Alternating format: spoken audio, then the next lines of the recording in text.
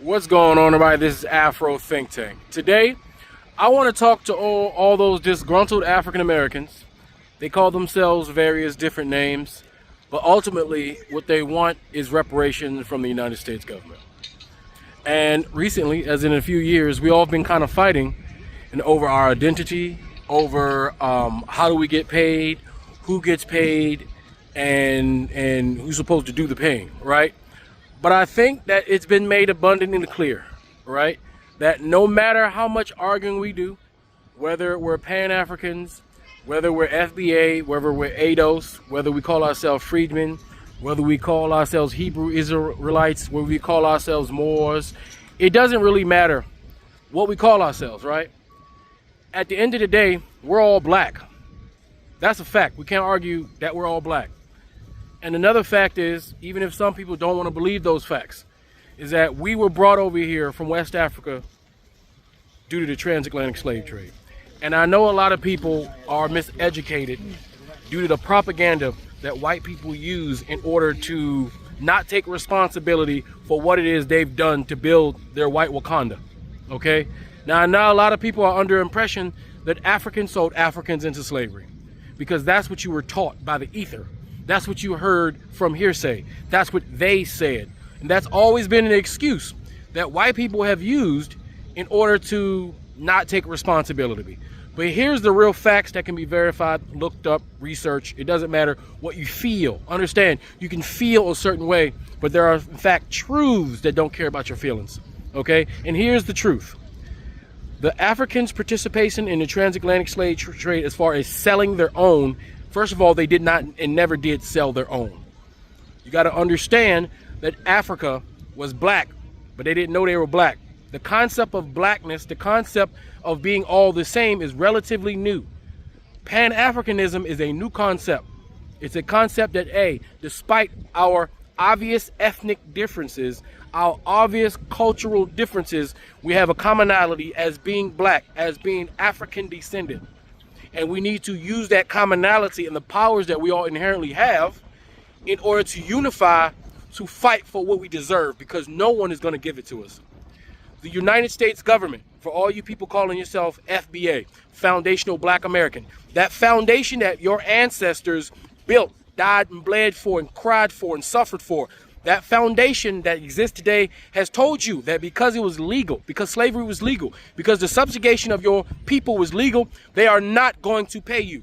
That is both Democrat and Republican, but currently we have a Republican government right now. But I'm pretty sure that the Democrats will feel the same way. America is divided into many different factions. You have the European white dominant faction, and they are divided into various different factions. And they both have overt and covert racism. Some are racist behind the closet, some are racist outwardly. But they all agree on one thing. They are not going to give us money. And they all agree on one thing, and that is a fact. The fact is, if the United States were to pay African Americans, FBA, ADOS, freedmen, more, if they were to pay us reparations, the amount of money that they owe would bankrupt the entire country. Same thing with Europe. If Europe were to pay us, because they owe us too, France owes us, Belgium owes us, Denmark owes us, Spain owes us. Don't let them off the hook. If they were to pay us, their entire European Union would be bankrupt. They would have to give up all existing power to us, because money is power. They would have to give up all their power to us. They're not going to do it. Even if we are owed, which we are owed, they're not going to do it willingly. So what do we have to do as black people, as FBA, as ADOS, as freedmen, as Moors? We have to take it. The only way to take it is to get into positions of political power, to get in positions of economic power, to unite with all black people in all black nations also seeking reparations. African Americans are not the only ones that were enslaved. We weren't even enslaved the longest. The Brazilians were enslaved longer. The Caribbeans were enslaved longer. If you're an African American, your lineage goes to the Caribbean. Your lineage continues to Africa. As an African American, your lineage is African. Do not run away from your lineage because you're upset. The African participation in trade slave was very minimal.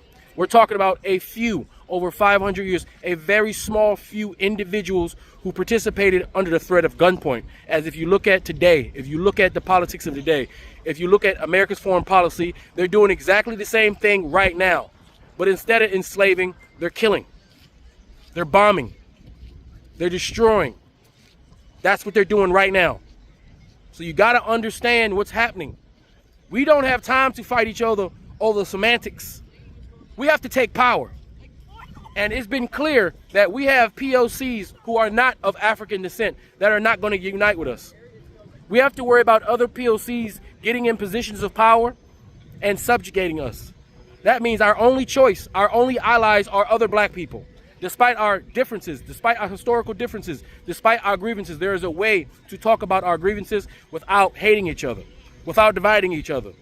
We can sit down as adults and we can make discussions about what happened in the past, the things we did wrong in the past, the things we are doing wrong right now, and the things we need to do in the future. That is very much important because all of us was beat, whipped, all of our women was raped. All of us was taken away from the place that we belong to. All of us was discombobulated. All of our families were separated, no matter what it is you want to call yourself. And that is the thing. Understand, Pan-Africanism is not your enemy. Pan-Africanism is simply saying, if you are a global black African, you need to unite with the only group of people that will ever be your ally. That's other Africans, whether they be Caribbean, continental Africans, or Arab Africans, Latino Africans, African Americans. We have only each other, and that's a fact. That's why we keep arguing online. We're the only ones that get upset because we don't unite.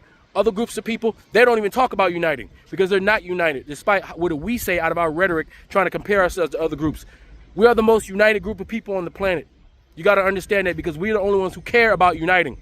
We're the only ones complaining that we're not united. We're the only ones complaining that the other person don't recognize us as them. We're the only ones who argue like a family online.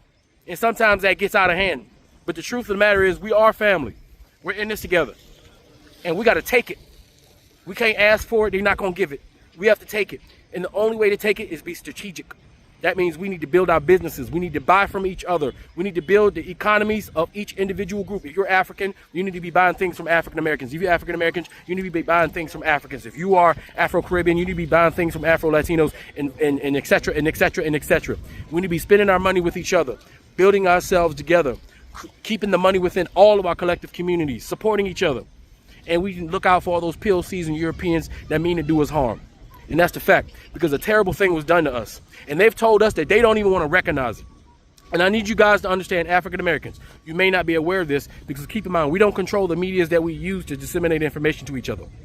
That means you probably don't know that most of those African countries have already apologized on behalf of the empires that existed previously. Know that these African nations that exist are not the African nations that enslaved us.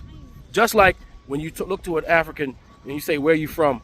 If you go 500 years from that point, that nations didn't exist. They were a part of another nation. They were called something else, right?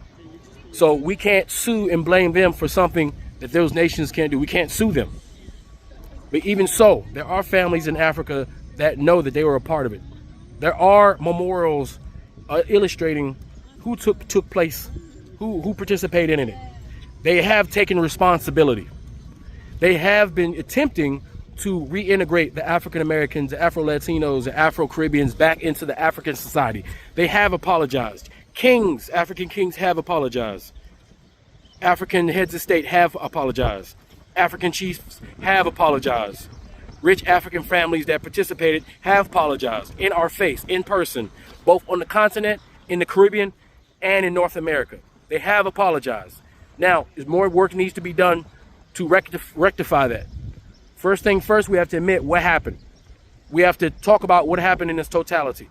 We have to talk about our participation in it, whether how small it was. But I need you to keep this in mind.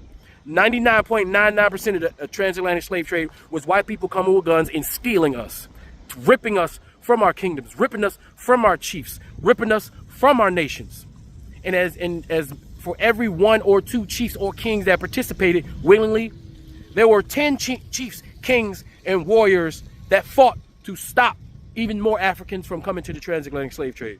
So if we're going to give energy and we're going to hold those ones accountable that participated, which we should, then we also need to hold in high reverence and honor those who fought and died so that more of our family members didn't end up over here. Okay? So anyway, without further ado, I wanted to let this is going to piss you off. I'm telling you right now, when you hear this is going to remind you who the true enemy is. All right? We need to unite because all of us were chained together, no matter what languages we spoke. And if you're an African American, you're a physical manifestation of pan-Africanism because you are a combination of all those tribes that was fighting each other, that was selling their war captives, that was selling their prisoners, not knowing what system they was selling their op into, if you know what I mean. Not knowing the barbaric, savage, Neanderthal, subhuman system that they were selling their ops into. Because Africans have a different concept of indentured servitude. You got to understand it is not the same, and don't ever let a white person tell you it was the same. Anyway, tell me what you think in the comment sections. Afro Think Tank, learn something, teach something. I'm out. This might be the one that gets me kicked off this platform. So I'm going to be graphic. It is what it is. Let's talk. Because this week something happened that took us about 400 years to get to.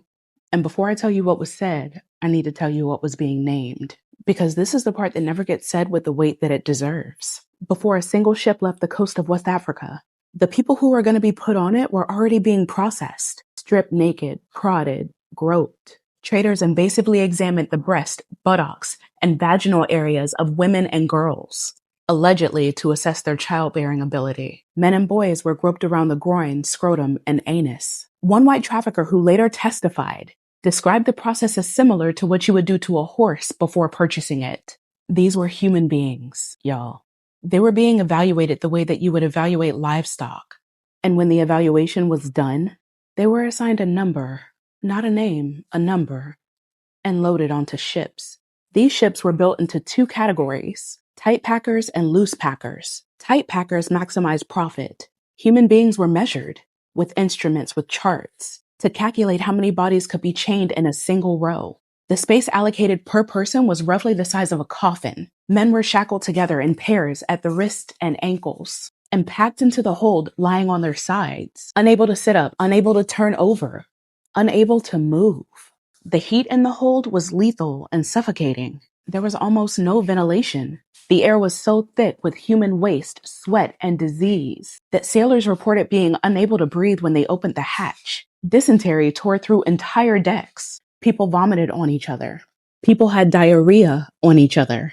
People died chained to the person beside them and stayed there, rotting, until someone came to remove the body. Sometimes that took days. Smallpox spread. Measles spread. The living were chained to the dead in spaces the size of coffins, in heat that historians describe as suffocating and unbearable. In the middle of the ocean, women were kept unchained in separate compartments, not as mercy, but because being unchained made them easier to access. Crew members raped them throughout the voyage, not occasionally, routinely. Those who resisted were flogged. Women gave birth on those ships, without medical care, without assistance. In those conditions, most newborns didn't survive. In one documented case, a captain punished a failed rebellion by killing one of the men involved immediately and forcing two other enslaved people to eat his heart and liver, while the rest watched. This is in the historical record, y'all. It is documented in historical accounts of the Middle Passage. About 15% of the people put on those ships, nearly 2 million human beings died before they reached land. They were thrown overboard, and some were thrown overboard alive because maritime insurance paid for cargo lost at sea, not cargo that died of illness. Throwing people into the ocean alive was more profitable than letting them die of disease. The most documented case is the Zong Massacre of 1781, in which a British captain threw 132 enslaved people into the ocean alive and filed an insurance claim. The case went to court. The question before the court wasn't whether a crime had been committed, though. The question was whether the insurance policy covered the loss. The ones who survived the crossing arrived at a port and then were processed again. Before they were sold, their skin was rubbed with oil to disguise cracking and lesions. Their heads were sometimes shaved to remove gray hairs and bacteria, to make them look younger and healthier than they actually were. They were examined again by buyers, poked, prodded, molested. George Washington, who would become the first president of the United States, specified in writing in 1772 that he preferred enslaved people not exceeding 20 years of age. He was placing an order for human beings, like you would place an order for food. And the ones who were purchased were put to work.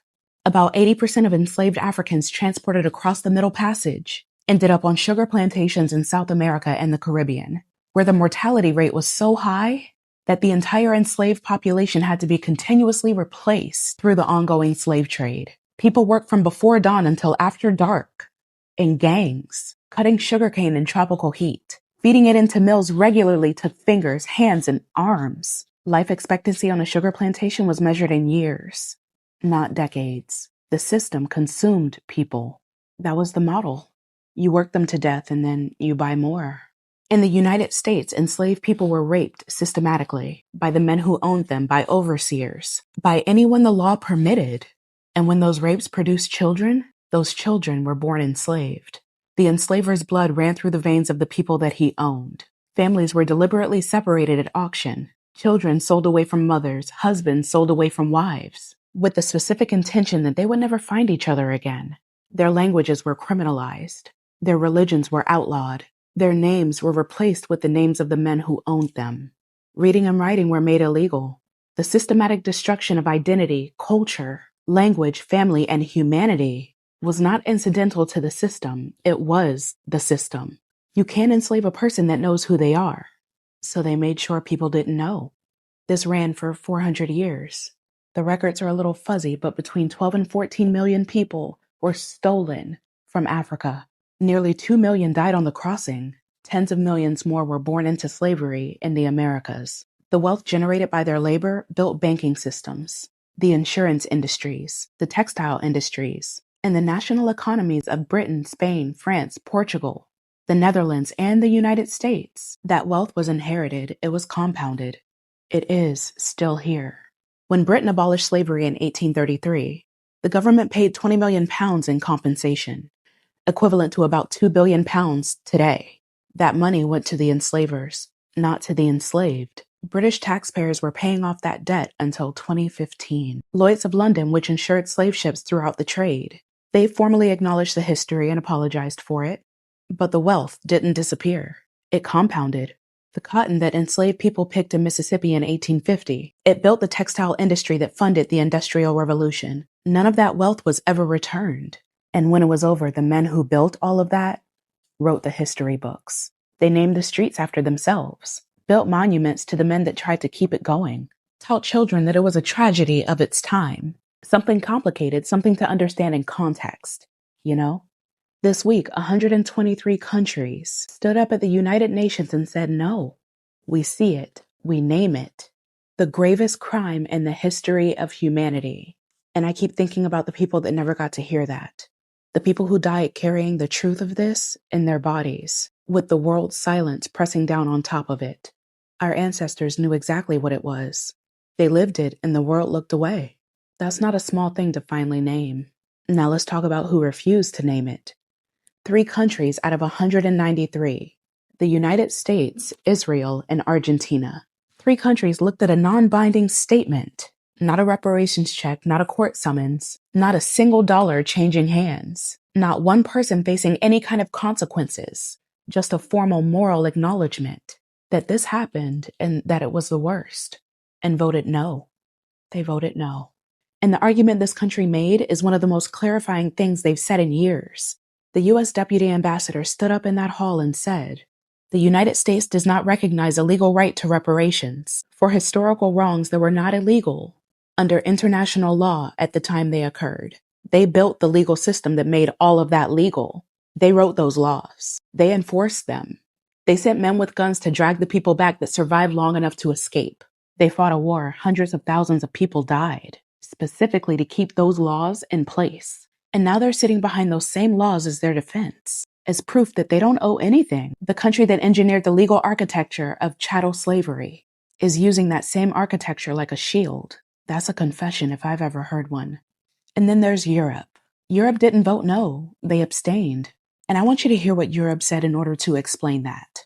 The European Union said that they couldn't support the resolution because the word gravest implies a hierarchy amongst atrocity crimes. And no legal hierarchy between crimes exists. The country that designed ships specifically engineered to maximize the number of human bodies that you could pack into a hull, that built the plantation economies that made European aristocratic families wealthy for 10 generations and counting, that colonized an entire continent and drew its borders at a conference in Berlin in 1884, where not a single African person was present, that extracted the gold, the diamonds, the rubber, the copper, the people for 100 years, and are still sitting with that wealth in 2026, had concerns about an adjective, not the 2 million people thrown into the ocean, not the women raped on those ships, not the children sold at auction, the word used to describe all of it.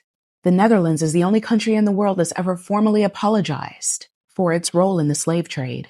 One out of every nation that participated. One apology in the entire history of the Western world. But look at who said yes, right? 132 countries, the entire African continent, the Caribbean, Latin America, most of Asia, the global South. The people who know from their blood and their bones what it means to be on the receiving end of that power. They didn't hesitate. They didn't debate language. They didn't have concerns about adjectives. They called it what it is without flinching, without qualifying, without apologizing for the clarity of it all. And for the first time in the history of international law, it's on the record. What happened to African people wasn't complicated. It wasn't a product of its time. It wasn't something we need to understand in context. It was the worst thing human beings have ever done to each other. 123 names on it. So let me be clear about what this week was and what it wasn't. It wasn't justice. It wasn't reparations. It wasn't accountability. No one's going to prison. No check is being written. No land is being returned. No wealth redistributed. It was 123 countries agreeing on a word, a non-binding word, and even then it was too much for some people. But that word, after 400 years of refusing to say it, is not nothing, because our ancestors carried the truth of this without anyone official ever confirming it. They knew what it was. We have always known what it is. And for generations, we were told we were exaggerating, that we needed to move on, that it was a long time ago, that people asking for acknowledgement were the problem. 3 countries said no, but 123 said yes. And the people who built this world on the bodies of our ancestors, who designed ships to fit more of them in, who rubbed oil on their skin to hide the damage before putting them on the auction block, who bred them like livestock and sold their children and raped their daughters, and then wrote history books calling it complicated, spent 400 years trying to make us forget that we were worth fighting for. This week, the world disagreed. That belongs to us. It always has. And nobody gets to take that back. Who taught you to hate the texture of your hair? Who taught you to hate the shape of your nose? Who taught you to hate the color of your skin to such an extent that you bleach? Who taught you to hate yourself from the top of your head to the soles of your feet? Before you come asking Mr. Muhammad, does he teach hate? You should ask yourself, who taught you to hate being what God gave you?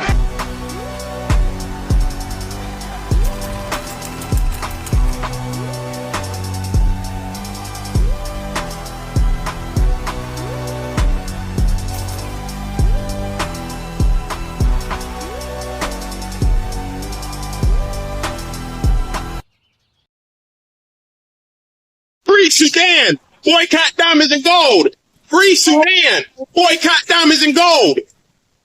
We most definitely cannot forget about the people of Sudan. Thanks for watching Afro Think Tank. Don't forget to like, share, and subscribe. And follow me on Substack and Patreon for more content. Remember, it's pan-Africanism or nothing.